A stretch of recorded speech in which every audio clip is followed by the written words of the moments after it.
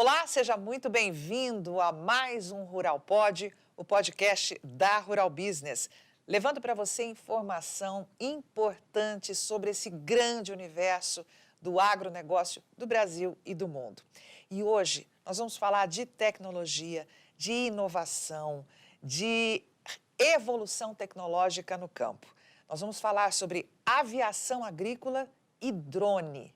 Para isso, duas pessoas envolvidas diretamente neste grande tema, neste grande negócio, né, que tem revolucionado a agricultura e a pecuária aqui no Brasil.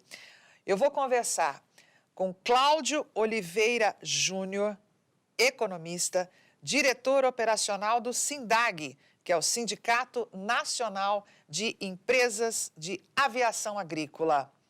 Tudo bem, Cláudio?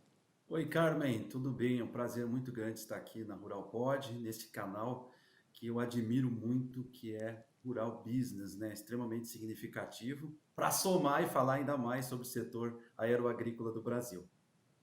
E é muito importante esse assunto, porque, olha, o Brasil tem a segunda maior frota do mundo de aviação agrícola. E aí tem aviões e helicópteros. E o Cláudio vai contar tudo para a gente do grande desafio tecnológico dessa aviação agrícola aqui no Brasil. O outro convidado aqui do Rural Pod de hoje é o Matheus Mulinari. Ele é diretor comercial da Farm Solutions do Rio Grande do Sul, que é a maior revenda de drones do Brasil e representam a DJI, uma fabricante de drones. E nós vamos saber sobre essas maquininhas voadoras que a mim encantam, né? O potencial que eles têm, os drones têm, de alavancar a agricultura e a pecuária é impressionante. Tudo bem, Matheus? Tudo bem, Carmen, tudo certo. Como é que estão as coisas por aí? Obrigado pelo convite. Eu acho muito legal e eu gosto muito de falar sobre drones, porque eu vivo isso todo dia. Mas, só corrigindo um pouquinho a tua informação, hoje não temos mais só dronezinhos, né? Hoje tem dronezãos, porque tem uns drones muito grandes. A gente, para Tem trabalhar aí razão. no setor, e que alegria estar podendo falar com vocês sobre isso. É uma coisa que a gente mais preza, é para difundir uma boa informação, e eu acho que o Rural vai nos ajudar a estar distribuindo essa informação sobre algumas quebras de paradigmas e algumas Exato. coisas que vêm para acrescentar e venha cada vez mais evoluindo dentro do mundo da pulverização agrícola e da aviação agrícola, que envolve o mundo dos drones. E eu estou muito feliz por vocês terem me convidado para mim estar podendo falar um pouquinho mais sobre isso. Não, você já começou com uma informação crucial, quebrar paradigma, né? Quando eu falo essas maquininhas, porque os drones começaram realmente pequenos, né? Isso aí. Uma tecnologia ali um pouco mais acanhada, mas a evolução é impressionante. Eu tive a oportunidade de ver numa feira agropecuária uma máquina, não me vou dizer qual marca que é, porque eu não lembro, mas impressionante o tamanho, né, daquele drone. E aí a gente vê a evolução nessa área. E nós vamos falar sobre tudo isso hoje aqui para a nossa audiência no Rural Pod. E eu vou começar com o Cláudio, porque, Cláudio, o SINDAG, ele abraça tanto a aviação quanto a aviação de uma forma geral. Aviões, helicópteros e essas aeronaves, vamos dizer assim, os drones, né? Eu queria saber de números, né? Quanto que a gente tem hoje? O Brasil tem a segunda maior frota agrícola. Traz números para a gente ter uma ideia da dimensão. Carmen, de fato, hoje o setor de aviação agrícola, nós chamamos de setor aeroagrícola, porque nós temos aeronaves tripuladas e não tripuladas. As aeronaves tripuladas, que são os aviões e os helicópteros, representam a segunda maior frota do mundo, tendo 2.722 no último levantamento que realizamos em 2024. E é importante ressaltar que ano passado nós tivemos o maior crescimento da última década, foi 7,2%, sendo que nos últimos 10 anos eles cresceram mais de 4%. Então, quer dizer, esse setor tem entregado muito ao país em relação à produtividade e a novas tecnologias, como os não tripulados, que nós já estamos separando eles em aviões autônomos e drones de aplicação. Bom, em relação aos drones de aplicação, nós temos registrados na Agência Nacional de Aviação Civil em torno de 8.000 drones no ano passado. Mas importados para o Brasil foram 21.000 drones via Siscomex. Nós temos algumas questões de análise, estivemos ano passado na ANAC, semana passada também estivemos na ANAC para falar sobre o registro desses drones na ANAC, que tem algumas questões a serem avaliadas, né? Quando um avião ele é descartado por cancelamento, ou mesmo de CA vencido, os pilotos vão lá e aplicam o CA vencido. Os drones são diferentes, né? Quem tem um drone compra O que é e depois CA? utiliza bastante. CA vencido. É a certificação de aeronavegabilidade. Boa pergunta. Ok. É como se dissesse esse drone ele está desativado, né? Eles acabam não trazendo essa informação para o sistema, diferente do avião que faz essa aplicação ali. Então, nós temos alguns drones, acreditamos que gira no país em torno de 30.000 drones de pulverização, né? Mas utilizando 8.000 pela Agência Nacional de Aviação Civil, com essa ressalva de que alguns drones já são descartados, outros são cancelados, enfim, temos um caminho muito longo. Mas a verdade é que os drones cresceram ano passado 117% em números de registros na ANAC. Então, quer dizer, é um crescimento exponencial extremamente importante. Estão entregando muitos hectares para o Brasil, né? Voltando na questão dos tripulados, nós temos aviões americanos, 2 marcas importantes, inclusive ano passado estávamos no Texas, nessas empresas que fabricam essas aeronaves, e o Brasil já é o maior cliente de aviões agrícolas do mundo. Nós compramos mais do que os próprios americanos. Mais de 90 aviões de uma marca específica entraram no país e, somado a outra, passamos de 100 aeronaves entregues ao país no ano passado, sendo que o avião brasileiro, né, chamado Ipanema, foi produzido de maneira exponencial. A fábrica não consegue atender a quantidade de pedidos. Então, desde avião tripulado pequeno até os grandes, a gente vê uma movimentação interessante. Em relação aos não tripulados, só para não deixar aberto esse espaço, os aviões autônomos são uma realidade. Inclusive, no Congresso da Aviação Agrícola estão presentes, estiveram presentes no ano passado, aviões que não têm piloto nem na aeronave e nem piloto remoto. Eles são completamente programáveis, que podem trabalhar durante o dia e durante a noite. Também, obviamente, com ressalvas de bula de produto e autorização de DCEA e da própria ANAC para fazer esse trabalho. Mas são aeronaves de 300 litros também, e é uma realidade no país que ele é uma referência internacional pelo IPEA como um dos maior produtividade no mundo, porque a gente realmente consegue trabalhar muito bem em clima tropical, extremamente propício a ter doenças e pragas no campo, mas de forma efetiva, tirando até 3 safras no interior de São Paulo, como já tivemos informação, 2 de soja e alguma coisa no meio, porque utilizou totalmente a aplicação de forma aérea. Vamos então só situar aqui. Você falou de aviões, aquele que tem o piloto Tripulados. E tudo mais. Você tem um avião tripulado, você tem um avião não tripulado, aeronaves, né? Vamos categorizar assim. Aeronaves, porque Exato. a gente tem desse não tripulado, autônomo, você tem os drones, certo? Sim. E helicópteros, é isso? Exato. Hoje nós já temos os não tripulados automatizados e aqueles que têm um piloto remoto, né, que não está na aeronave, está no chão. Então, essa já é uma Aquele que realidade está brasileira. manipulando ali a aeronave. No controle remoto. Exatamente, Controle. exatamente. E Que você são falou dessas. programáveis também. Você falou dessas que são programadas, né, que não tem nem o controlador remoto. Como é que elas funcionam e para onde elas, em que setores elas são usadas? Olha, na verdade, hoje o Matheus domina esse assunto em relação aos drones, já tem uma programação que o piloto remoto pode utilizar no controle remoto. Ele mapeia a área, né, porque é conectado a satélites, são mais de 5 satélites conectados a esses GPS, então ele mapeia a área e faz a aplicação. Nós temos algumas tecnologias que possuem muitos sensores, que só fazem então a programação, ele decola sozinho, ele aplica sozinho, E aí tem sensores que, caso tenha alguma árvore no caminho, ele faz a curva dessas áreas específicas. Mas é muito importante ressaltar que tecnologias nessa questão de tripulado e não tripulado se diferem também de asa rotativa e de asa fixa, né? Nós temos asa rotativa, que da DJI tem mais de 83% no mercado brasileiro, aqui no país em 2024, levantamos esse dado, em sua maioria asa rotativa para pulverização. Nós temos marcas aí que chegaram no país de asa fixa, que são totalmente automatizados. Quer dizer, esse mercado está se modificando tão rápido, Carmen, que a gente está conversando aqui, mas daqui a pouco já vai chegar um drone novo. Já tem novidade, né?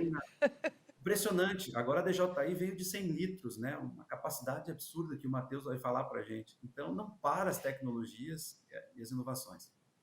Matheus, jogando a bola para você agora. Você é o cara dos drones. Inclusive, você hoje, né, na gravação desse podcast, você está em Passo Fundo, no Rio Grande do Sul, enquanto o Cláudio está em Porto Alegre, né, capital gaúcha. Mas aí em Passo Fundo você está recebendo vários operadores de drones, é isso? Não, é o pessoal das manutenções. Das Isso que eu acho que manutenções. isso que o Cláudio comentou, né? Porque esse setor de drones, ele veio um setor extremamente novo. Então, penso que eu sempre digo isso, que quando eu comprei meu primeiro drone para utilizar na minha propriedade rural, porque eu sou produtor rural também, eu tinha que fazer manutenção em outro estado, entendeu? Não tinha uma assistência técnica no Rio Grande do Sul de qualidade. Então Era muito caro, né? Era inviável, dificultoso. Nem às vezes só pela questão de caro, mas sim porque faltava técnicos que soubessem manusear esse tipo de equipamento, né? Porque é uma coisa totalmente diferente você trabalhar com um drone, que o pessoal, vamos falar assim, aqueles dronezinhos para brincar, né? Que o pessoal usava para filmagem, do que um equipamento agrícola, que, querendo ou não, é um equipamento extremamente profissional, que não, isso é uma das quebras de paradigma que eu quero citar aqui. O pessoal acha que drone é brinquedo, né? E não, a gente tem equipamentos hoje que conseguem ter uma capacidade. Se é brinquedo, é um brinquedo caro, hein? Por ser brinquedo, né? Entre aspas, isso, né? Mas é um baita do investimento, né? Isso, e precisa ter um acompanhamento profissional, né? Precisa que a pessoa saiba manusear este equipamento para de fato ele ter uma entrega, né, de qualidade. Então, aqui hoje em Passo Fundo, o que nós estamos fazendo? Junto com a distribuidora de drones que tem aqui no Rio Grande do Sul, juntamos a maioria das revendas de drones de todo o estado.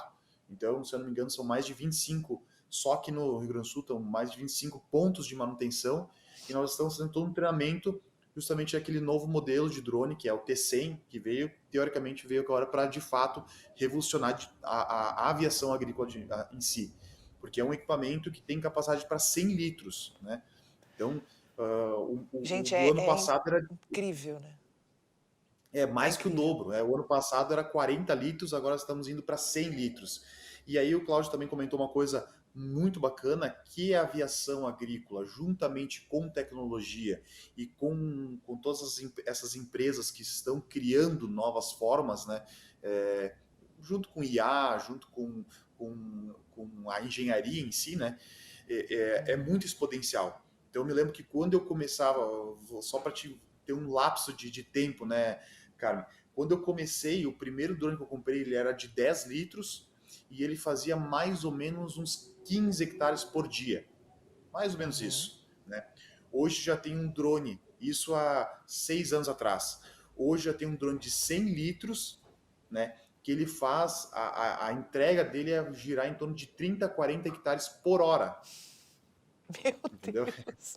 Então, a gente passou tem que correr atrás da tecnologia mesmo, né? 15 hectares por dia para 30, 40 hectares por hora, né? Por hora. Então, assim, impressionante. É muito exponencial. E fora todas as questões que também as empresas entenderam isso, que a gente tem que ter uma segurança operacional. Então, a gente fala em questão de radares, a gente fala em questão de automação, de consumo de bateria, de consumo de combustível para carregar essas baterias, em termos de manutenção desses equipamentos, agilidade, precisão. Então, não vem só a questão de capacidade de tanque, né? Vem todo um embargo em cima de tecnologias e novas, e a engenharia trabalhando muito forte nisso, né? Para trazer um equipamento que cada vez seja mais robusto e que se adeque à realidade do Brasil, principalmente. Então, hoje nós temos no mercado disponível para o produtor brasileiro drones, falando especificamente de drones, de qual capacidade até qual capacidade hoje? Hoje, em operação, nós temos drones que variam de 10 litros a 100, né?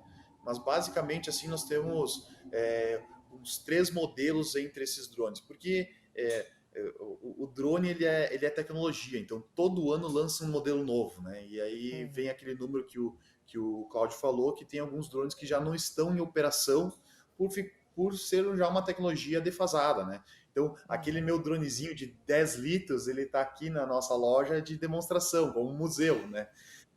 Ele Já virou não, museu, né? Em questão de já poucos se anos já se torna aposentou, museu. né? Já aposentamos ele. Me senti bem velho, viu, Matheus? Porque museu, que é 10, nós associamos a primeira empresa em 2017 no SINDAG, né? E fui eu que tirei a foto do lado deles, inclusive, trazendo uma situação complexa do piloto, enfim, dos grupos de associados do SINDAG, né?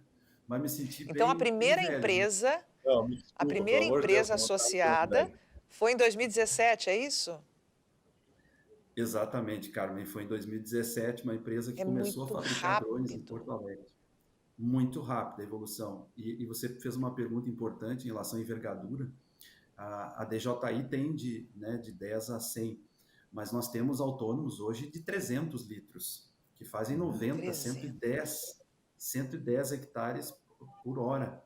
Claro, os aviões são 400, né? Mas nós estamos falando da robustez, é muito grande. Os drones que o Matheus tem são asa rotativa. Esse que nós falamos de 90, 110 são asa fixa e são muito parecidos com aviões, né? Nós temos aviões de 900 litros, são os menores. E esse, por exemplo, esse drone não tripulado, é um avião automatizado, não tripulado, ele pode levar 300 litros. Não está chegando muito perto dos aviões, né?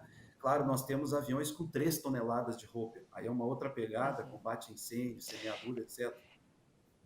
Eu queria até dizer para a nossa audiência aqui em que cultura, em que área do agronegócio, o produtor que está nos assistindo agora, como ele pode lançar a mão do drone? É o produtor de grãos? Que tipo de cultura, de atividade agrícola ou pecuária o drone, estamos falando especificamente de drone agora, pode atuar, Matheus? A pecuária, né? A pecuária, o drone Perfeito. tem sido muito usado. Em que segmentos os drones são mais demandados? Então, uma coisa que eu sempre falo aqui, e eu falo para todos os nossos clientes e o pessoal que trabalha com a gente com drones, é que a tua criatividade é o limite, né?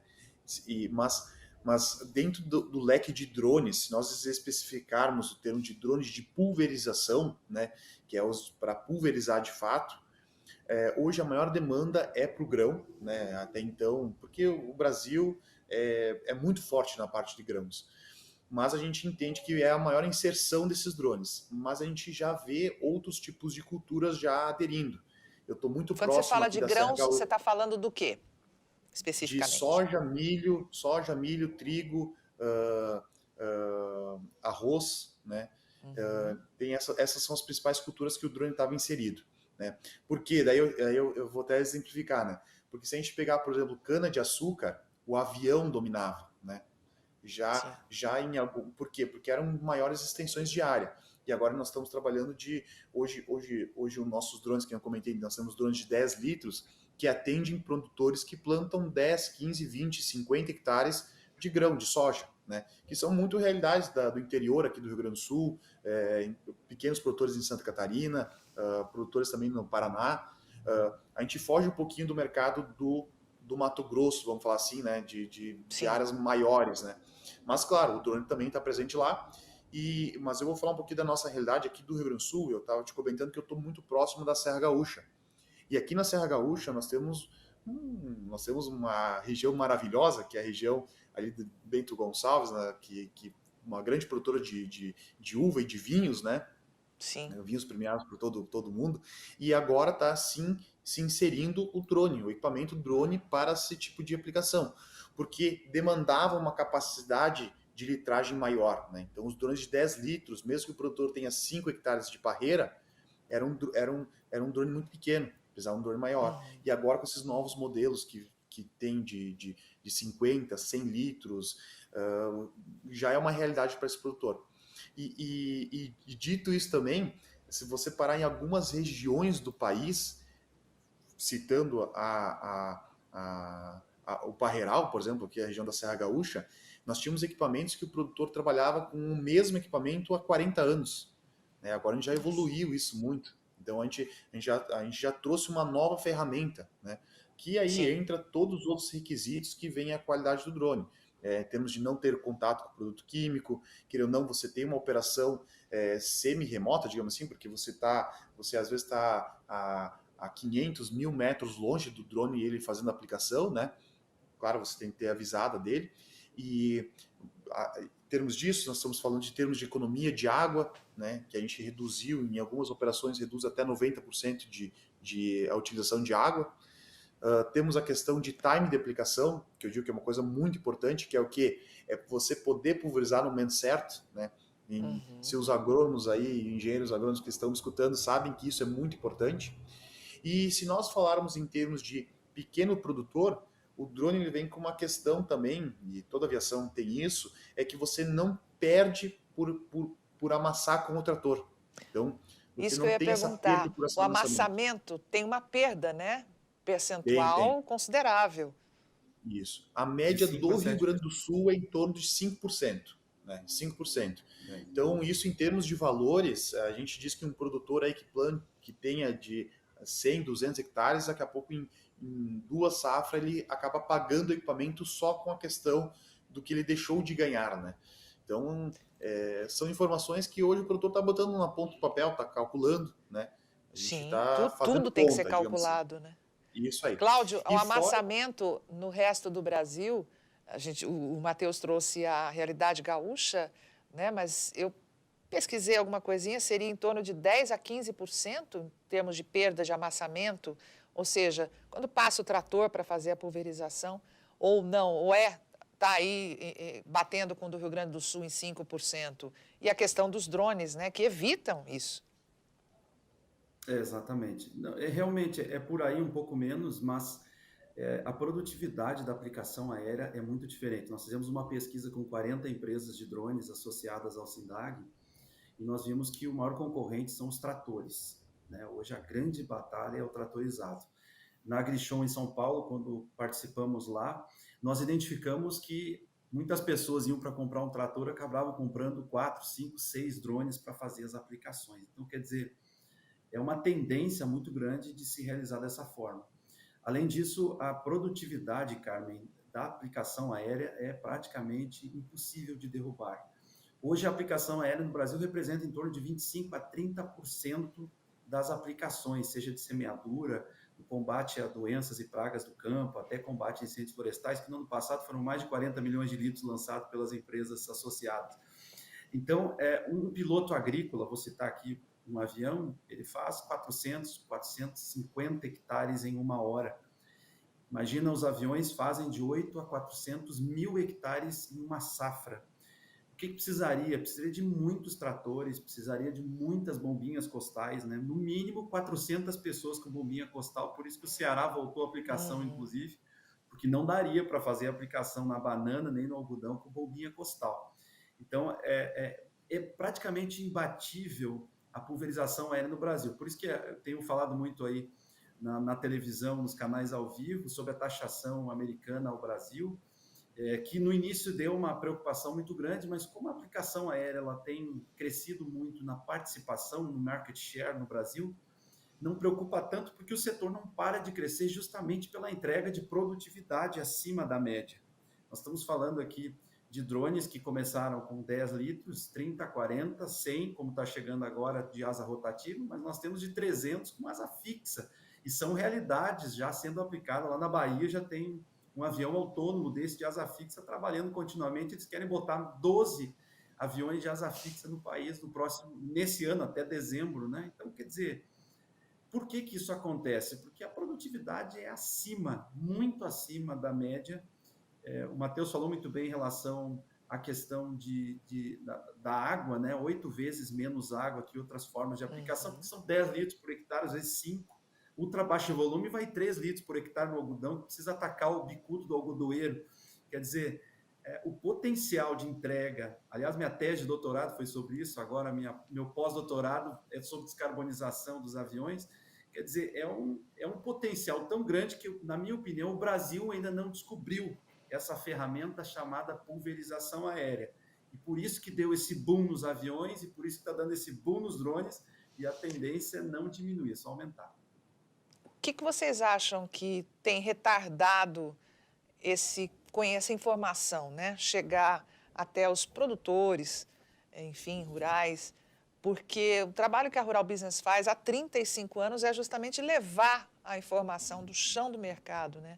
É levar a inovação tecnológica. E agora, com o Rural Pod, a gente está abrindo esse novo canal de informação, de comunicação com as pessoas, e principalmente para o público em geral, né? Não só o público ligado ao agro, mas o consumidor, quem está nas grandes cidades, quem atravessa a rua para comprar comida no supermercado, quem vai no açougue comprar carne, enfim, para saber do que acontece no campo. Mas por que, de repente, essa falta de acesso à informação que tem retardado, né? A responsabilidade ou culpa, ou enfim, o problema está onde? Nas ONGs, vamos dizer assim, que costumam demonizar o agro, principalmente a questão da pulverização. Essa é a pergunta que eu quero fazer. Porque muitos falam assim, a pulverização aérea leva os defensivos ou os agrotóxicos, que na verdade são defensivos agrícolas, para comunidades, para as pessoas, e aí acaba fazendo sem controle, né? Ainda há muita desinformação com relação a essa atividade? Cláudio. Sem dúvida. Carmen, você tocou num tendão de Aquiles do agronegócio como um todo em nível mundial, né? Há 5 anos eu vou aos Estados Unidos, do Congresso americano, junto ao SINDAG americano, que é a AAA, e a discussão sempre é a mesma. Há 3 semanas estava em Buenos Aires com o governo argentino e também a entidade que representa lá, discutindo sobre essas questões de comunicação. Nós temos uma situação muito complexa no agro como um todo, né? Eu não diria só na pulverização aérea, mas ela é uma porta realmente de entrada para questionar sobre a segurança nas aplicações. Porque segurança alimentar tem a ver com a quantidade de alimentos gerados, mas também tem a ver com o alimento seguro. Bom, eu acho que nós temos 2 caminhos aqui, Carmen, a ser discutido. Você domina esse assunto, mas vou me atrever aqui em falar. Primeiro ponto é que nós temos uma culpa aqui. O setor de aviação agrícola está há mais de 75 anos no Brasil, mas ele se preocupou em fazer uma boa aplicação no campo, e o SINDAG existe há um pouco mais de 30 anos representando o setor de aviação agrícola no Brasil. Quer dizer, muita coisa ficou sem resposta. Aliás, houve uma proibição da aplicação aérea no Distrito Federal na década de 90, quando ainda nós não tínhamos, né? Quando nós não tínhamos ainda deu uma travadinha para mim, acho que voltou agora. Quando nós não tínhamos ainda o SINDAG não existia, eles já proibiram lá no Distrito Federal, voltou a aplicação, tudo certo. Quer dizer, o próprio setor se manifestou muito tarde, né? E isso acaba acontecendo. Participo do IPA, que é o braço da Frente Parlamentar do Agronegócio, também estou no COAGRO, que é o Conselho da Agroindústria da Confederação Nacional da Indústria, e essa discussão ela é contínua, não só no Brasil, mas também como nos Estados Unidos. E o segundo lado, obviamente, são essas fake news que chamamos. Vou trazer um exemplo clássico aqui de Buriti, cidade do Maranhão, onde apareceu um vídeo com manchas brancas nas cabeças das crianças. Isso realmente me afetou, particularmente, né? Ligamos para a Polícia Ambiental, ligamos para a Agência de Defesa do Estado e pedimos uma atenção especial de fiscais do Ministério da Agricultura para entender o que estava acontecendo. Eles falaram que eram defensivos agrícolas, dito pela lei agrotóxico. Bom, passou um ano e depois de toda a investigação realizada, o juiz determinou, então, o seu posicionamento. Na verdade, era escabiose, era sarna. Veja, essa imagem destruiu a mídia em geral, entrou com muita informação, Record, Globo, Band, que receberam das pessoas de lá, daquela comunidade. Ok, mas eu pergunto, quem é que foi lá e falou de novo depois de um ano o que realmente tinha acontecido? Ninguém. Ninguém. Inclusive, pela lei, é o seguinte: você tem obrigação de dar o mesmo espaço, os veículos de imprensa têm obrigação, ou teriam obrigação, de dar o mesmo espaço de tempo e texto que foi usado para falar a mentira, né? Para ser Exato. desmentido. Só que isso não é aplicado, não é usado, coloca ali uma notinha de rodapé e ficou aquela imagem, né?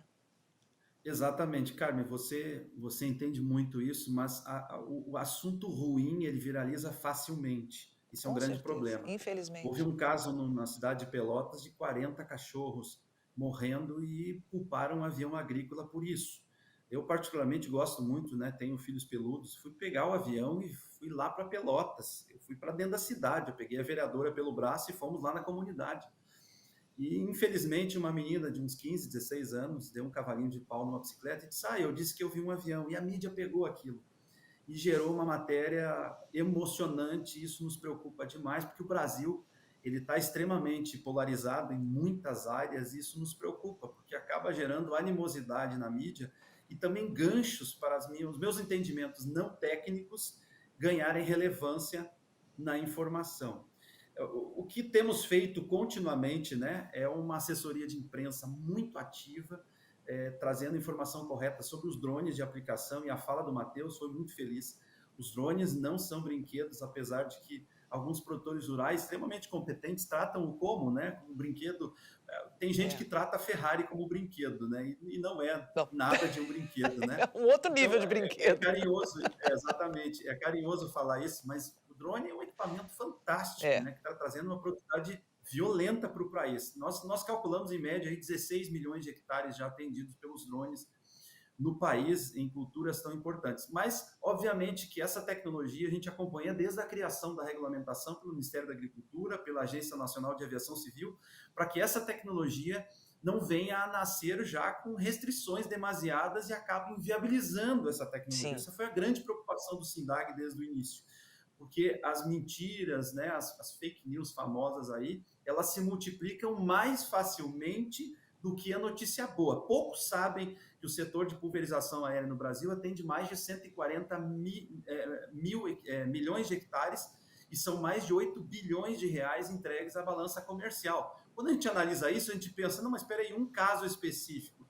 de uma pessoa que não estava preparada utilizando o drone agrícola ou o avião agrícola não pode causar uma proibição, uma restrição total do país. A gente tem A que toda uma ponderar atividade, aqui, né? né? Exatamente. E separar o que é aviação agrícola, setor agrícola, de criminosos. É completamente diferente.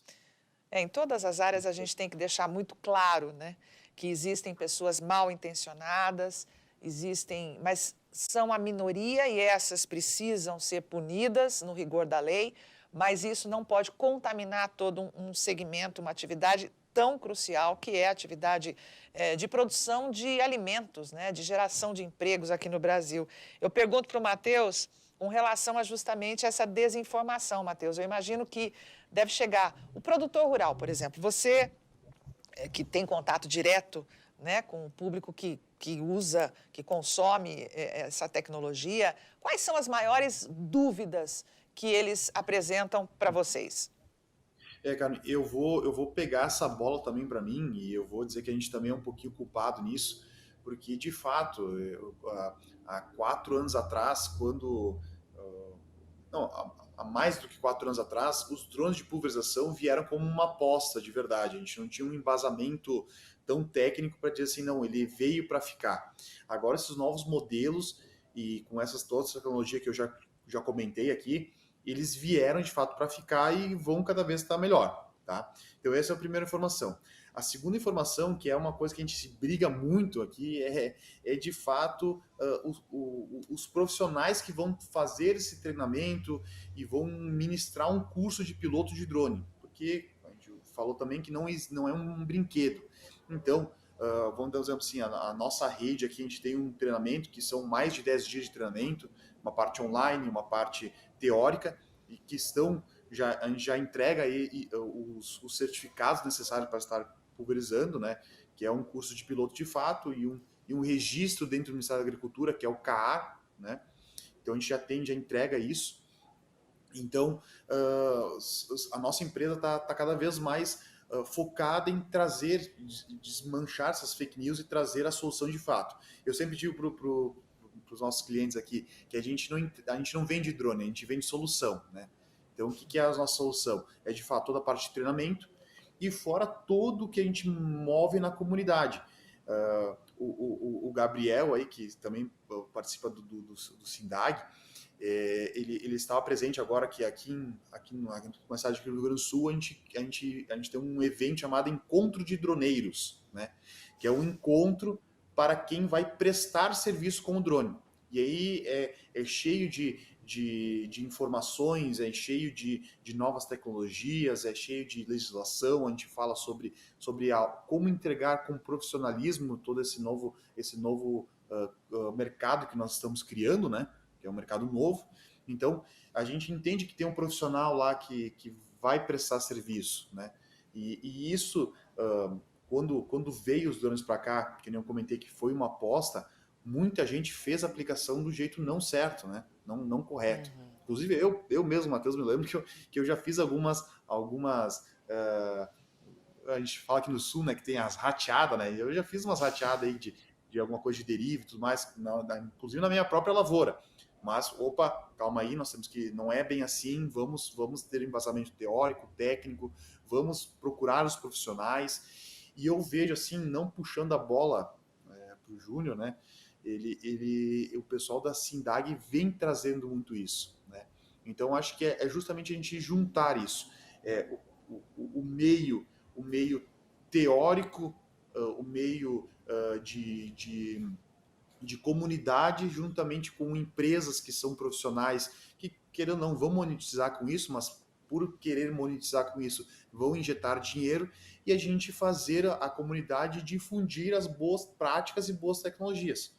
A gente teve agora na última palestra que a gente se encontrou presencialmente ali em Porto Alegre, a gente teve vários profissionais de outros setores, nem só do agrícola, né? Teve profissionais do ramo da construção civil, de metal mecânica, engenheiros, que estavam querendo entender um pouquinho mais dos drones em si, né? Porque a gente fala muito do rural, mas o rural, ele abrange muita coisa, né? Se a gente vê a tecnologia, quantos engenheiros que tiveram que trabalhar para formar um drone, para ter um drone aí com qualidade? Quantos técnicos de TI? Então, são muitas coisas, muitos braços envolvidos. Então, esse é um ponto operadores de drone, né? Que eu imagino que deva ser uma demanda enorme, né? Isso tem que ter pilotos capacitados para isso. E a gente vem outra demanda, esse é um viés que eu quero trazer sobre essa questão de como trazer a informação correta. E o outro viés que eu quero trazer é de fato que o produtor rural hoje, ele tem mais acesso. Uma vez eu sei disso porque eu falo que a minha família é de produtor rural, né? A época do meu avô, cara, ele tinha que acreditar no técnico que vinha lá bater na porta dele. Ele não tinha celular, ele não tinha dias de campo, não tinha eventos, ele não tinha fácil acesso para ir numa... Não tinha rural business, né? Não tinha rural business, né? Para ir num evento, que eu digo assim, que nós temos um evento muito legal que vai ter agora, que é Expo Inter. Para ir numa Expo Inter, cara, era como se fosse uma viagem de férias, né? Não era uma coisa assim tão fácil. E hoje a gente tem muito acesso a isso. E aí que eu bato muito na tecla dos produtores também procurarem essas empresas, essas entidades sérias que vão difundir um material sério. Não um videozinho de um cara lá se pendurando no drone achando que isso que é o drone, entendeu? Não é isso, né? Não um vídeo do cara utilizando o drone para fazer protesto ou para fazer coisas ilícitas. Não é isso o drone. Eu e o Cláudio aqui, a gente não está trabalhando para isso, né? A gente está trabalhando para outras coisas, para trazer, de fato, uma tecnologia para o campo, né? Eu acho que é a E solução. qual é a maior dúvida, ou quais são as dúvidas dos produtores? Boa. Quando você chega e fala, poxa vida, foi numa feira agropecuária e viu aquele equipamento ali. O que eles perguntam? Quais são as áreas que se aplicam mais os drones? A gente já falou aqui todas as atividades, enfim, o drone pode atuar. Mas qual é a maior dúvida? É a questão financeira, a questão de investimento? Aliás, quanto é que custa? Sei que tem vários Boa. drones, mas a gente Isso. fala de Hoje quanto a quanto aí, para a gente entregar para a nossa audiência Perfeito. essa realidade.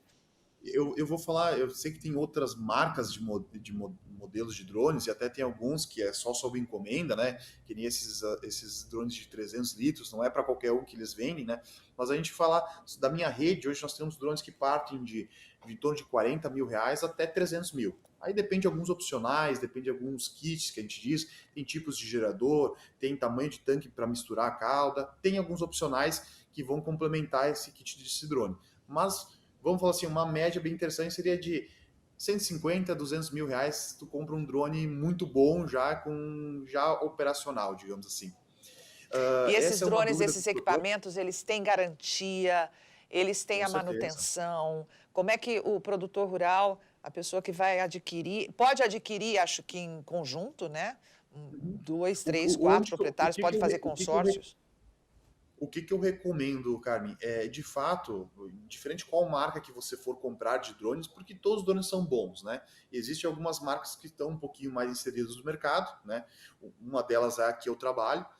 E o que eu recomendo sempre para todo produtor rural ou alguém que queira se inserir nesse mercado?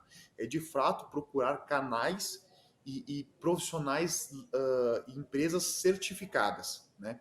Então, tem empresas hoje, se você entrar, se você procurar os drones de pulverização, se você procurar a própria marca, né, dentro delas tem lá quais são as revendas autorizadas. Que nem quando você vai, você me deu esse comparativo, né? Quando você vai comprar uma caminhonete nova, lá você entra lá no site da marca que você gosta, tem lá quais são as concessionárias, né? No meio de drones também hoje já tem isso. Então já tem quais são as autorizadas, né? Porque hoje tem muito gente que não está fazendo um trabalho sério, né? Tem gente que traz equipamentos ilegais, tem gente que traz equipamentos de outros países sem ter uma certificação, e aí vem toda aquela coisa que nós já conversamos, né? O drone não tem um selo Anatel, o drone não tem um registro dentro do mapa, do Ministério da Agricultura, do DCA. Então, começa a complicar o nosso trabalho, digamos assim, o meu e do Cláudio, né? Então, esse é uma Então, coisa. o drone tem que ter que certificação? Para ele estar regularizado para a pessoa que for adquirir esse equipamento, que é um investimento, né, de vulto, para ter retorno, claro. O que certificações são necessárias para o drone ter? O primeiro de tudo é que ele tem que passar pelo Anatel, né? Então, o Anatel certificando isso, o drone pode entrar no Brasil. Depois que esse drone, que é um drone que esteja legal, né, legalmente no Brasil, depois que esse drone já esteja aqui, ele tem algumas coisas para eles poder trabalhar. Então, os drones que nós vamos estar falando aqui são drones de pulverização, lembrando disso, né, os de pulverização, eles têm alguns certificados para serem feitos e alguns comunicados, digamos assim, né? Então, tem lá dentro do DCA, tem do Ministério da Agricultura, né?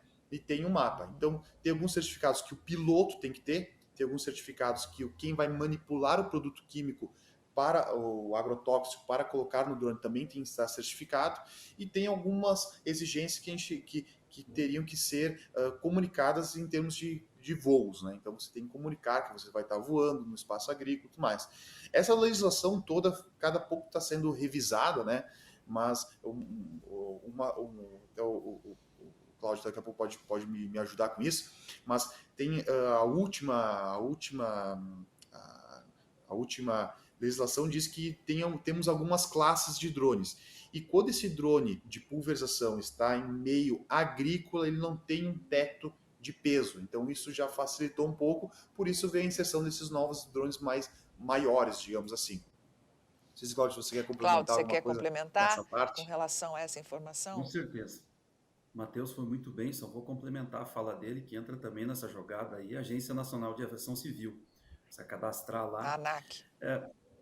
Carmen, eu vou dizer para você que nós teremos pouco tempo de podcast para falar sobre regulamentação do setor, porque de fato, aí eu vou conectar com o seu último questionamento em relação às fake news. É demais. E aí os órgãos de fiscalização acabam gerando sistemas de controle, né? E aí é um problema grave. Lá no mestrado, eu aprendi, mestrado em inovação, que a tecnologia ela não pede licença, ela não diz gostaria de entrar na sua vida. Os smartphones entraram com a telinha de vidro e as pessoas dizem nunca vou ter de tela de vidro, que vai quebrar, todo mundo tem só tela de vidro hoje. E também a inovação ela é muito mais rápida que a adoção dela. A adoção demora um pouco mais. E tem um período de adaptação, isso que temos falado com os órgãos de regulamentação, tanto a ANAC, IBAMA, Ministério da Agricultura e os órgãos estaduais ambientais e de agricultura. Porque, de fato, precisa dar esse tempo para a tecnologia se adaptar. Embora o trabalho da ADS, das demais empresas que vendem drones no Brasil, tenha sido intenso em relação à capacitação, a gente vê isso em fotos, imagens aí que são publicadas na internet, é pouco, porque o nosso país ele não para de crescer. Nós temos mais aí de 8% de terra agrícola, na minha opinião, muito pouco, mas é muita demanda, né? São mais de 140 milhões de hectares, então a gente não tem mão de obra suficiente para isso. O Ministério da Agricultura tem instruções normativas, por exemplo, para o avião que obriga a ter técnico agrícola com curso extra. O piloto, por exemplo, da TAM, da Gol, não pode voar aviação agrícola, ele tem que fazer um curso extra, ele não está preparado para voar. O próprio engenheiro agrônomo tem que fazer um curso extra. Para operar um drone, tem que fazer o CAAR, um curso que traz especificidades sobre tamanho de gota, temperatura, umidade relativa do ar. E aí, o Matheus foi muito legal com a gente aqui, mas ele não trouxe ainda questões como órgãos estaduais no Brasil, que é uma demanda grave, órgãos estaduais que estão regulamentando, tirando a regulamentação federal em voga e trazendo a regulamentação específica para os estados. Aí complica ainda mais para o operador, traz um desafio maior na hora de vender até esse drone, né? Vai operar em Minas Gerais, por exemplo, tem uma regulamentação específica. Para São Paulo tem outra. Por isso que o SINDAG criou o SISVAG, que é um sistema de documentação da aviação agrícola, que o associado entra lá e vê todas as exigências para a utilização de drones, de aviões e helicópteros. A gente realmente não quer tomar o tempo aqui com regulamentação, mas, de fato, o que mais tem é controle do que é aplicado. Aliás, tudo que é aplicado pelo Matheus, todo dia 15 do mês é obrigado a enviar ao Ministério da Agricultura tudo que é aplicado, assinado pelo piloto, pelo dono da empresa, que responde civilmente isso. Então, eu quero saber a profissão que tem.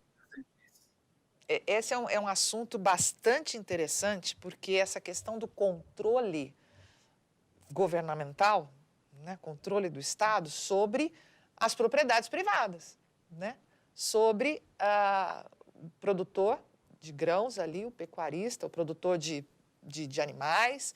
Quer dizer, e aí entra essa informação, a pergunta que eu quero fazer para vocês, as tecnologias embarcadas nesses drones, por exemplo, né? A gente sabe que a China é grande fabricante de drones, né? E é a DJI, é isso? Isso. A DJI é a fabricante, né? Isso aí. Chinesa. E aí a pergunta que muitas pessoas já manifestaram preocupação até é o seguinte: o que tem nesses equipamentos que podem transmitir informação para a China? Eu até vou falar uma coisa aqui. Daqui a pouco um chinesinho vai me chamar aí, mas o que eu mais torço é que a gente tenha drones nacionais, né? Então, eu não tenho por que não, né? Mas essa questão de informação, sim, essa transição de informação de países, esse jogo político, eu acho que tá um pouquinho acima do que da minha fala. Eu não posso especular alguma coisa. Claro que a gente tem opiniões aqui, né? Se você falar Matheus CPF, é óbvio que eu entendo que os mercados e as empresas estão cada vez mais querendo deter informações. Por isso que eles pedem algumas informações, como que tipo de cultura que você está lançando. Mas eu não vejo isso como um problema em termos de prejuízo. Não, de legislação por querer controlar isso. Eu acho que tem que ser feito isso. Eu sempre digo isso, que a nossa empresa aqui, a gente já perdeu vários negócios por ser extremamente corretas, né? Então, daqui a pouco a gente quer fazer... por isso que eu falo assim, a gente entra aqui em discussões que vão muito além sobre o meio de chegar o agrotóxico até a planta, né? São desde empresas que trabalham com meia nota, empresas que trazem legalmente drones para cá e até aviões e tudo mais. Então, assim, são coisas que teria muito a gente discutir aqui, né? Mas eu acho que a captação de informação bem utilizada, né, e com controle de fato, eu acho que é benéfico, né? Porque a gente consegue, com informação, a gente consegue ter tomadas de decisões mais assertivas, na minha Então, por opinião, né? exemplo, os drones, né, eles fazem o trabalho de pulverização, né? Uhum. Que tipo de informação esse drone passa? Por exemplo, ele vê aquela área, ele identifica, que tipo de relatório esse drone pode entregar? Tá. O drone, o maior relatório que ele tem, que isso não tem como a gente não ter ele, é de fato a área que ele aplicou. Então aparece lá, fica no banco de dados do próprio controle do sistema, a área que ele aplicou. Então lá tem o perímetro dessa área e, consequentemente, as informações de quantos líquidos e qual a velocidade que ele teve e tudo mais. E isso é exigido até pelos órgãos que fazem todo o controle disso no Brasil, né? Mas temos alguns outros dados que daqui a pouco vão estar adquirindo. Se a gente alimentar esse sistema com tipos de produto, com tipo de controles e tudo mais, aí a gente vai ter outros dados. Mas hoje, o que de fato fica no drone é o perímetro da área e o momento que essa área vai ser aplicada, entendeu? Então, eu acho que essas são duas informações que já são informações muito interessantes. Imagina se a gente tivesse um estudo. Vamos dar um exemplo, se a gente conseguir integrar todos esses sistemas, então acho que a gente não poderia ser muito mais assertivos em tomar decisões, em que períodos fazer alguns plantios, ou que períodos de controle, logística. Então tem N informações que a gente pode tirar disso aí, entendeu? Eu sempre digo que o cara que quer monetizar com alguma coisa, a gente pode criar situações diversas aqui. A criatividade é o nosso limite.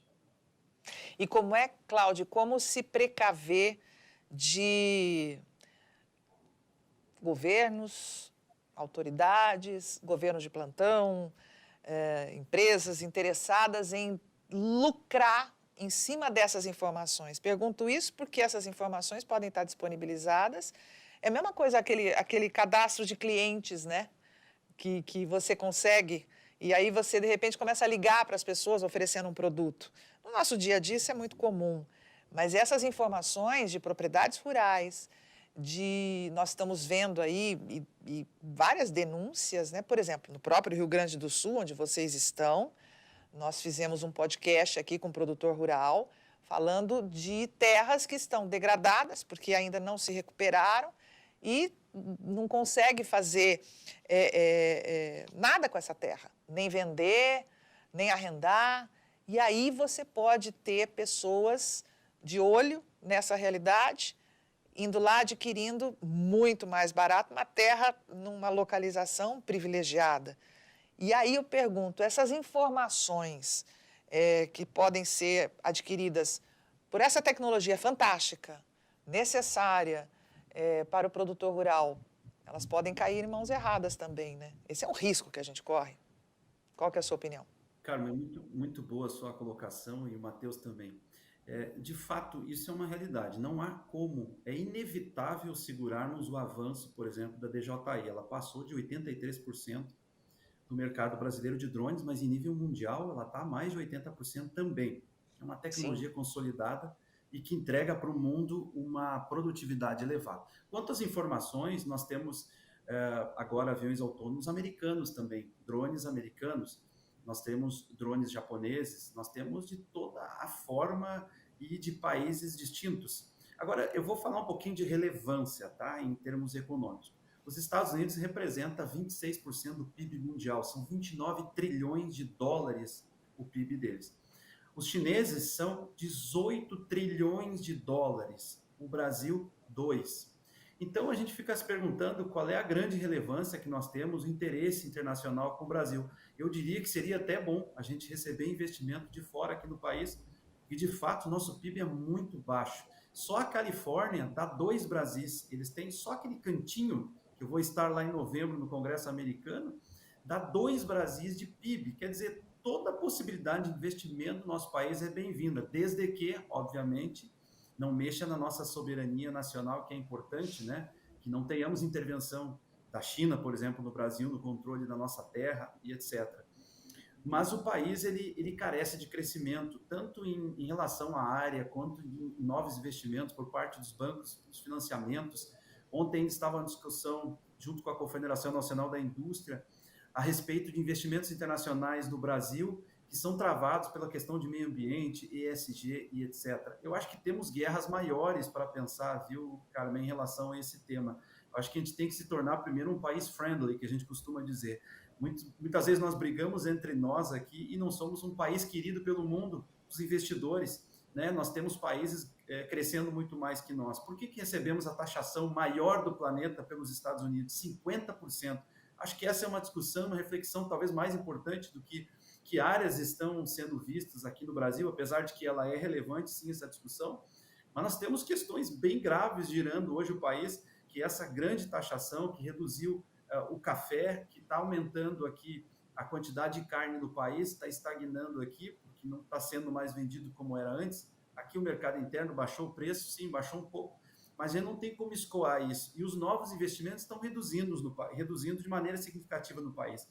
Não acredito, como economista e pesquisador na área, que tenha interesse da China em invadir ou fazer qualquer tipo de atividade. Eu digo isso porque tem esse tema sendo discutido em vários fóruns no Brasil, por parte de alguns produtores, às vezes que não contempla, né, uma visão de economia geopolítica global, que é muito acima. A China, se ela chegar perto de nós, obviamente que os Estados Unidos não deixaria, porque nós estamos num continente americano. Jamais os americanos deixariam que tivesse aqui no nosso país bombas, por exemplo, para serem lançadas contra os americanos. São muito precavidos e eles têm 26% do PIB mundial. Então, como economista, digo aqui, não como diretor do SINDAG, não existe uma ameaça grande, né, por parte da China. Aliás, a China é o maior parceiro comercial do nosso país. O que mais investiu no nosso país foi a China. Se é ruim ou não, não vou dizer nada sobre isso. Mas certamente eles são os grandes investidores que compram muita soja. Aliás, ele não está instável hoje tão fortemente no país, porque a nossa soja, a maioria dela é vendida para a China e para a União Europeia. Então, quer dizer, na minha opinião, não há uma grande ameaça em relação a esse tema. Eu acho que a grande ameaça é nós melhorarmos como país. Reduzir o gasto público, passou de $1 trilhão, é o nosso grande problema hoje para conter essa inflação. A taxa de juros está demais, está 15%, a gente não consegue resolver problemas aí que, na minha opinião, tem produtor rural que já está quebrado, ele só não sabe, na hora que ele for tomar financiamento, vai ser um pânico geral, ele vai ter que comprar muito drone, muito avião para resolver o problema de produtividade, para ter um resultado significativo. Dei uma volta grande aqui, mas para ficar muito claro, que não vejo uma ameaça grande em relação a ver a questão de mapas e informações, porque gostaríamos de ter mais investimento no Brasil para o produtor estar mais feliz ainda e vender ainda mais a sua produção. Isso dá um outro podcast. Não, eu só reforço justamente o que o Cláudio falou, porque eu estou muito mais preocupado em a gente ficar extremamente só dependente deles do que a gente... entendeu? Essa é a minha grande preocupação, é que, de fato, o produtor rural aqui do Rio Grande do Sul, que ele tire um tempinho para escutar esse podcast e pelo menos diga assim, opa, o Matheus, que está aí, que tem a empresa dele já há anos no mercado, ele não está entregando uma coisa que não é verídico, sabe? Esse é o nosso grande trabalho no dia a dia.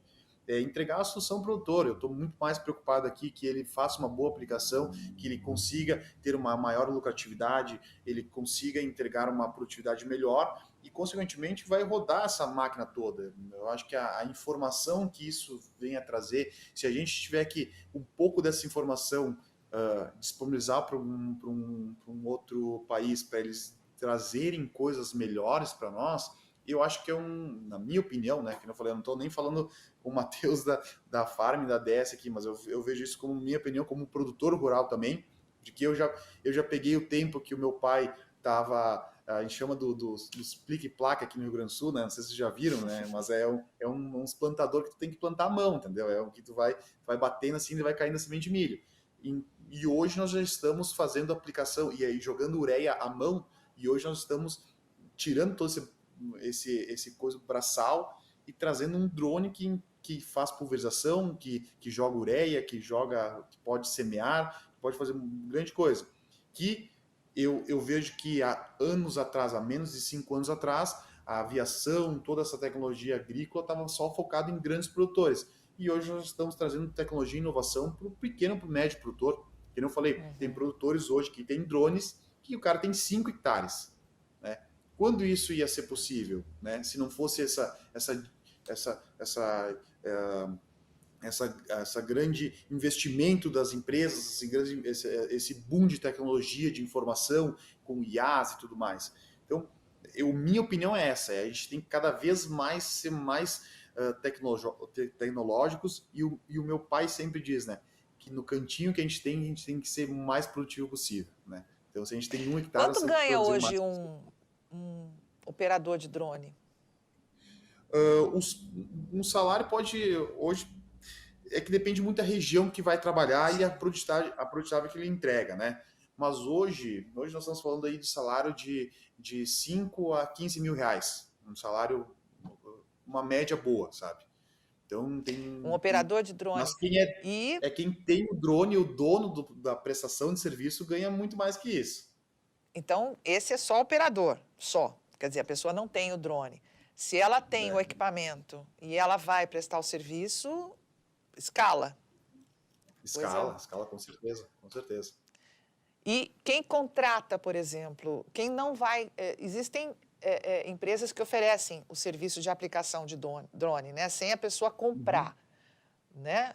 Existe isso também, pode ser feito isso também, né? Pode. Então, hoje, por exemplo, uma diária, não sei, eu imagino que seja por diárias, né? No meio agrícola, a gente sempre fala que a gente cobra por hectare, né? Então, Por hectare. como tem empresas de aviação agrícola que também prestam serviço, que eu acho, o Cláudio até pode me corrigir, mas eu acredito que seja a grande maioria, né, de aviões, da frota de aviões no Brasil são de prestadores de serviço, acontece muito parecido com o de drones. No drone hoje está metade. Metade é prestação de serviço, metade são produtores que compram para sua propriedade em si, para seu uso, né? Hoje a gente cobra por hectare. Depende muito da cultura que isso vai ser inserido, mas a gente vai variar ali de R$70 até 150, R$200 por hectare. Por hectare, a utilização do drone. E dependendo também da demanda, do que ele vai precisar fazer. Isso. Né? É óbvio que se um produtor rural tiver 1.000 hectares e contratar um prestador de serviço para fazer 1.000 hectares, ele vai cobrar um pouco menos do que o produtor que tiver 10 hectares para pulverizar esses 10 hectares, né? Então, basicamente, Perfeito. essa é a lógica. Falando de aviação agora, dos pássaros maiores, né? Eu acho muito interessante a gente falar de um lado da aviação agrícola que só nas grandes tragédias é que a gente vê, por exemplo, muita gente vê, né?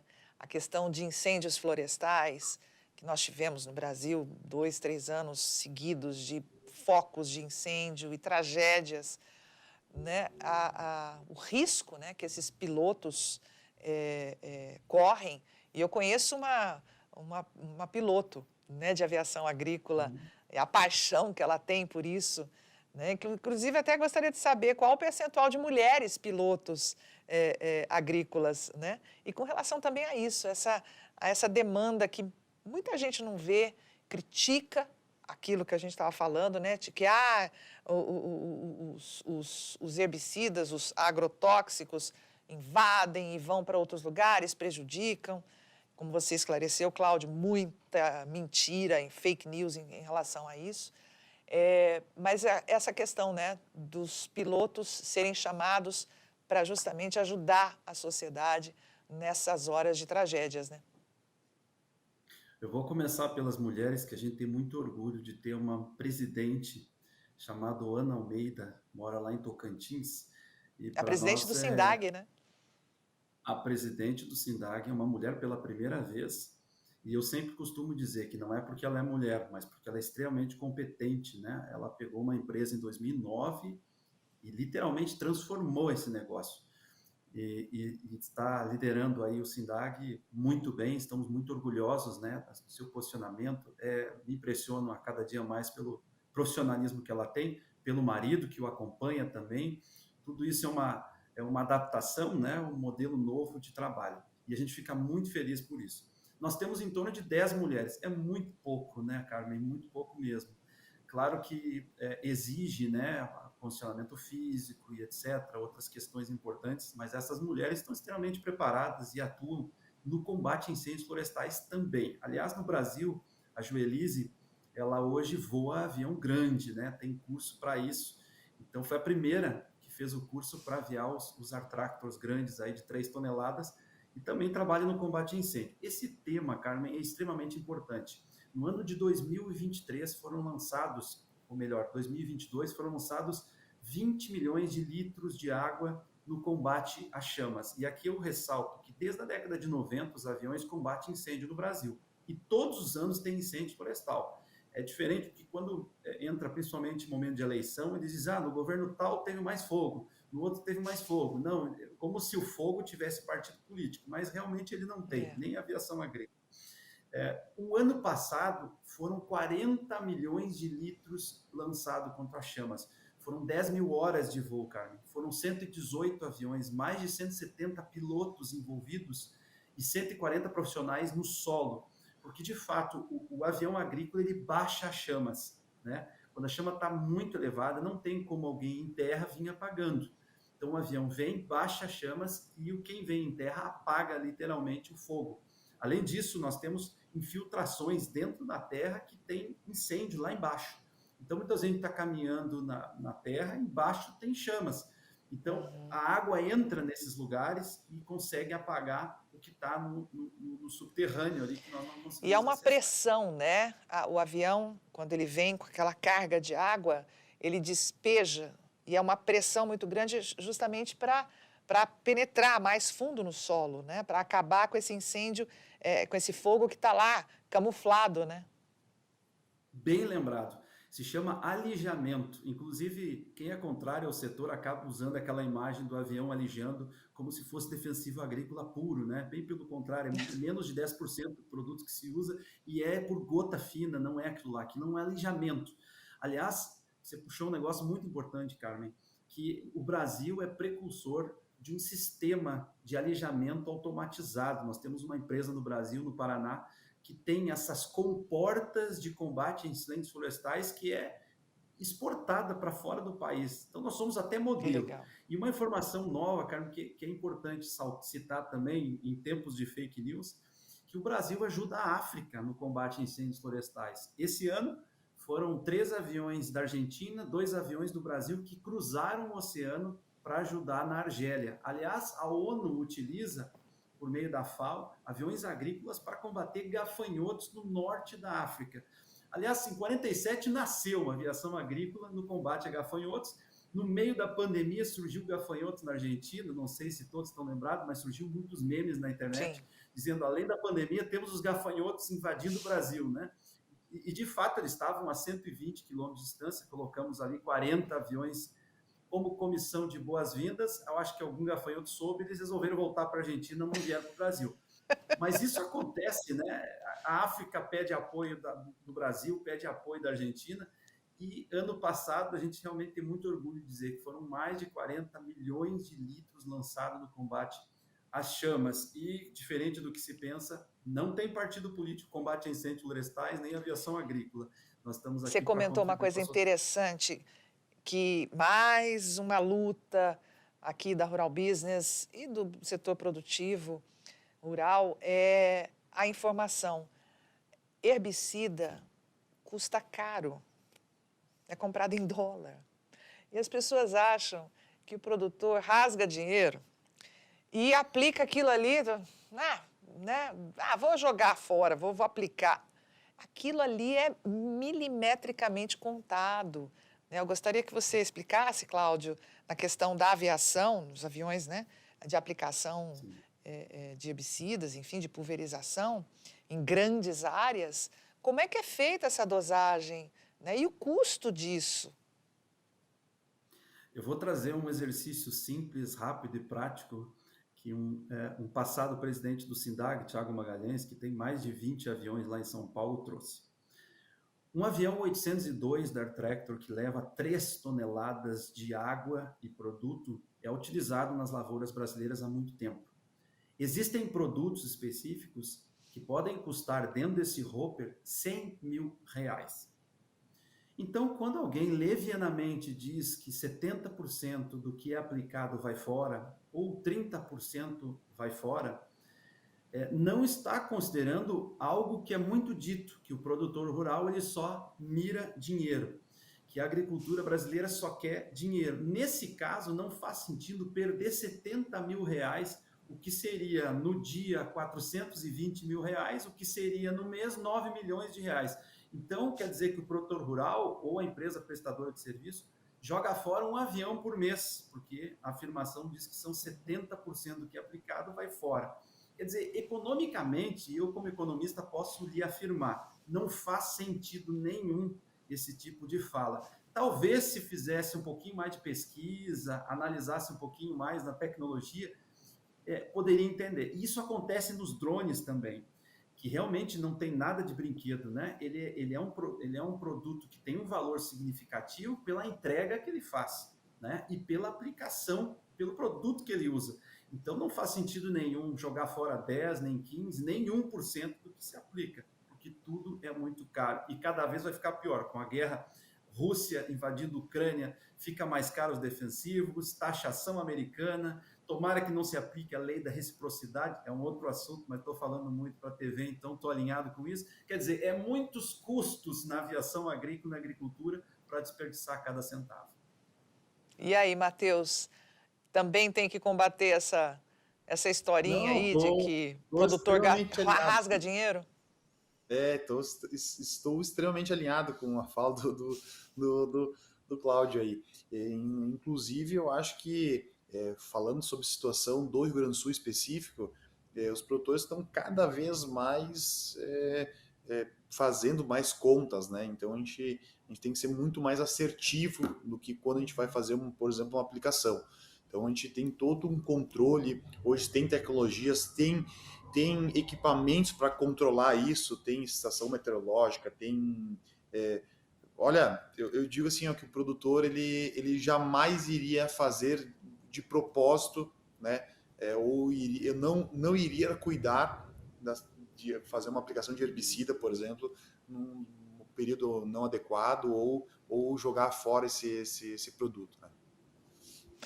Com certeza, são muitos assuntos, são muitos desafios, né? E aí eu vou deixar para o Matheus quais são os desafios nesse segmento de drones aqui para os próximos anos no Brasil. O desafio que eu vejo é justamente a gente ter uma adesão de profissionais qualificados para isso, né? E eu vejo que o desafio também é um pouco questão de financeiro, né? Eu vejo que as margens do produtor tá cada vez mais espremida. Então, a gente sente aí que o produtor, às vezes, o maior receio dele, às vezes, não é investir na tecnologia até por uma quebra de paradigma, mas sim por uma questão de, vou fazer um investimento para uma coisa que não sei se 100% vai dar certo. Nós estamos cada vez mais trabalhando, que eu falei, esse podcast é um exemplo disso, a gente vem aqui dar a cara a tapa para justamente a gente mostrar que isso que entrega retorno, tem um retorno sobre isso, mas a gente está batalhando para isso. E justamente com isso também a gente quer, um dos maiores desafios é uma questão que a gente vê uma questão, vamos chamar de uma pré-crise econômica, vamos falar assim, porque a gente vê que as coisas não estão muito boas, né? Tá todo mundo apertando o cinto aí para sobreviver. E isso não é sadio para nenhuma empresa, né? E nem justamente para o produtor, de fato. Então eu vejo que esses são dois grandes desafios. contrapartida disso tudo, a nossa empresa, eu falo pela Farming aqui, a gente está muito investindo em entregar resultados para o produtor em termos de artigos científicos. Então nós temos todo um time aí de agrônomos e engenheiros agrônomos para validar o que nós estamos vendendo, digamos assim. A gente também tem o espírito de comunidade. Então a gente tem, eu falei antes que nós temos encontros de droneiros, e se você olhar dentro do time da ADS, nós temos uma comunidade chamada Mulheres que Voam, que são um curso de piloto de drone só para mulheres, que legal. tem várias influências digital. Nós estávamos presentes em vários congressos aí de mulheres no agro, e a gente estava presente com esse projeto. Nos maiores eventos também que teve no Brasil, estávamos com esse projeto também. Então eu acredito que nós estamos fazendo muito para de fato quebrar esse paradigma, trazer a comunidade e os produtores rurais para entender que o drone veio uma ferramenta que veio para ficar e veio para solucionar muito problema. E eu queria que vocês relatassem qual é o impacto da boa informação para o público que vocês lidam, né? Para o meio em que vocês trabalham. A informação que a Rural Business passa há 35 anos, como diz, né? Dissemos aqui, botamos a cara à tapa para levar muitas vezes informações que incomodam o setor, mas verdades precisam ser ditas para justamente proteger o produtor rural, para alertá-lo, né, de armadilhas que dia a dia são colocadas no mercado, tanto da agricultura quanto da pecuária, para fazer justamente esse segmento crescer e o homem e a mulher do campo serem respeitados. Então, eu queria colocar para o Matheus qual é a importância, Matheus, que você atribui a esse trabalho de informação. Eu sempre acredito que, a gente comentou até agora que todas as tecnologias, e o drone ele é tecnologia, ele caminha muito rápido, né? Então ele é exponencial. E a gente não teria como ter tanta força sem a gente ter os meios de comunicação. Então eu digo assim que a gente fomenta muito Instagram, a gente fomenta muito podcast, o YouTube, a gente fomenta muito estar presente em palestras, em eventos, em workshops. E eu acho que e isso é um peso muito grande, a gente consegue levar isso para muita gente. E aí ter um parceiro, que nem a Rural Business, a gente vai conseguir, de fato, entregar a informação correta. Essa é o grande ponto do que eu quero falar agora. Então, assim, eu acredito que o meio de comunicação de vocês me chamando aqui, eu sei que eu sou uma empresa séria, mas o meio de vocês já tem uma relevância em cima disso. Então, vai dar muito mais voz e muito mais força para tudo que o trabalho que eu estou criando, principalmente aqui no Rio Grande do Sul, mas que os outros meios da nossa empresa está criando em todo o Brasil. Então, eu quero agradecer muito, eu acho que é muito importante o trabalho que vocês estão fazendo, parabenizar de novo, agradecer pela oportunidade de fala aqui, pelo convite, que eu achei muito legal, entendeu? Eu agradeço muito o Júnior, que ele e o Gabriel sempre me convidam para estar presente e falar aqui. Não sei se sou só eu que aceito, ou se de fato eu falo alguma coisa com fundamento, né, Júnior?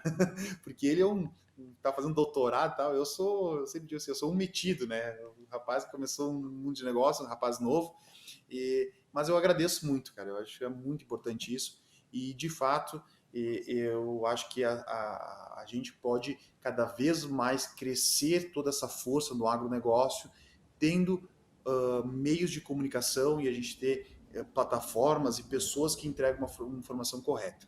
Esse é o meu recado final. E agradeço muito por estar presente aqui com vocês. Obrigada. E você, Cláudio? Bom, primeiro eu só queria dizer que é uma honra estar aqui do lado do Matheus, que é um grande profissional do setor, e ele sempre será convidado pela sua autenticidade, pela sua verdade, quando ele utiliza a palavra. Isso para nós é muito importante, quando alguém abre a boca para falar sobre pulverização aérea. Então, sempre será convidado o Matheus para estar conosco. Um outro fator importante, eu acho que em relação à comunicação, me lembro quando eu estudei em 2003, antes de economia eu fiz marketing, viu, Carmen? E uma das coisas que eu aprendi foram de um pesquisador a respeito do ser, parecer e o aparecer. Tem pessoas que são muito boas, mas não parecem ser boas, e também não aparecem. Tem pessoas que não são boas, mas parecem ser boas e aparecem ser boas. Só que no futuro descobre que é uma furada. A agricultura brasileira, ela é boa, ela é muito boa. Só que muitas vezes ela não parece ser boa e também não aparece nos lugares mostrando que é boa realmente. E o trabalho de vocês, ele impacta, na minha visão, em 3 aspectos. Primeiro, no aspecto social. Por que eu digo isso? Cada vez que eu vejo aquele seu vídeo, Carmen, a respeito da NASA, eu recebo ele muitas vezes por ano. Ele é replicado de maneira exponencial e ele é um vídeo que eu acho que deveria estar em todas as entidades do Brasil, CNA, CNI, rodando para as pessoas verem. Eu participo de muita audiência pública em Assembleia Legislativa, em Câmara de Vereadores e lá no Federal também, em reuniões do Senado, e a gente vê o quanto carece de informação. E cada vez que a gente fala, e eles resolvem não proibir a aplicação aérea, são milhares de empregos que são protegidos. E o trabalho da Rural Business impacta, na minha visão, primeiramente na empregabilidade das pessoas no país. A gente não consegue medir isso, né? Não temos como medir isso. Mas eu sei muito bem, quando a gente sai de uma audiência pública e tem a fala de 5 minutos, o deputado olha para nós e diz, eu não quero mais proibir a aplicação aérea no Brasil, a gente sabe que naquele lugar tem 40 mil empregos que estavam em jogo. Cada vez que a Rural Business entrega um conteúdo relevante como esse, muitos empregos são protegidos.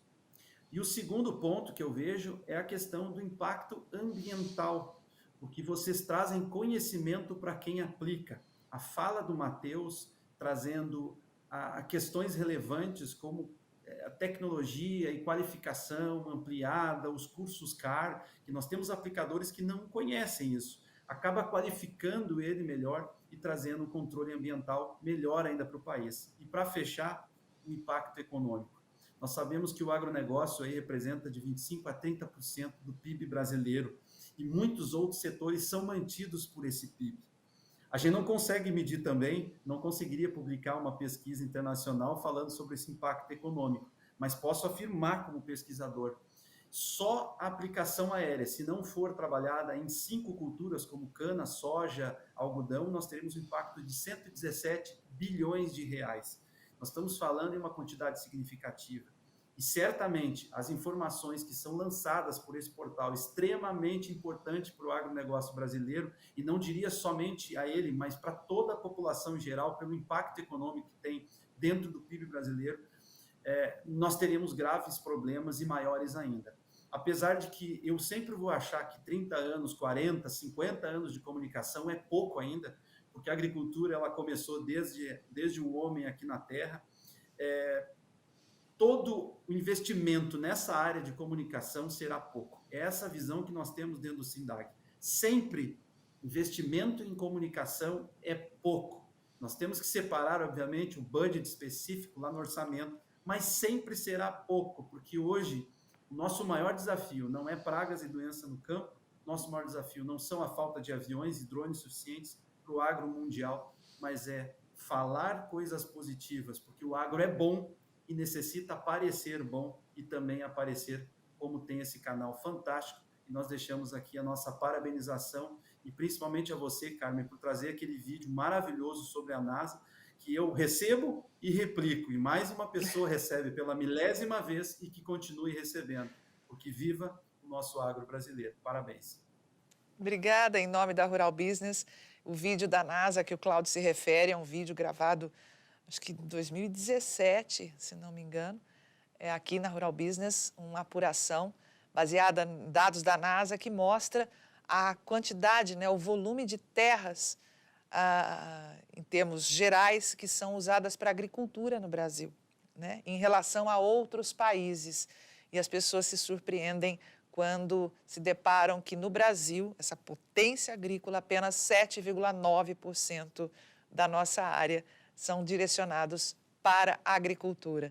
E eu recomendo, quem quiser assistir, está aí disponível no YouTube esse vídeo com milhões de visualizações, a gente já perdeu as contas. Mas, olha, eu agradeço imensamente, Cláudio, do SINDAG, Sindicato Nacional de Empresas de Aviação Agrícola, ele que é diretor executivo, muito obrigada viu, Cláudio, pela sua participação aqui. Um abraço a todos do SINDAG. E o diretor operacional, perdão, Cláudio, e o Matheus Molinari, que é da Farming, né? Drones agrícolas. Muito obrigada, Matheus e Cláudio, pela participação de vocês. E olha, aprendi muito aqui hoje. Eu tenho certeza que a nossa audiência vai sair bem mais informada e consciente do quanto o nosso potencial é impressionante aqui no Brasil. Parabéns pelo trabalho que vocês fazem. Obrigada mais uma vez. Show, muito obrigado. Já marca o próximo aí. Vamos embora. Obrigada, Cláudio. Obrigado, um abraço a todos. Fechou. E assim a gente termina mais um Rural Pod, agradecendo a você, a sua audiência, e já encontro marcado num próximo Rural Pod com um assunto também interessante e relevante para o agronegócio do Brasil e do mundo. Até lá.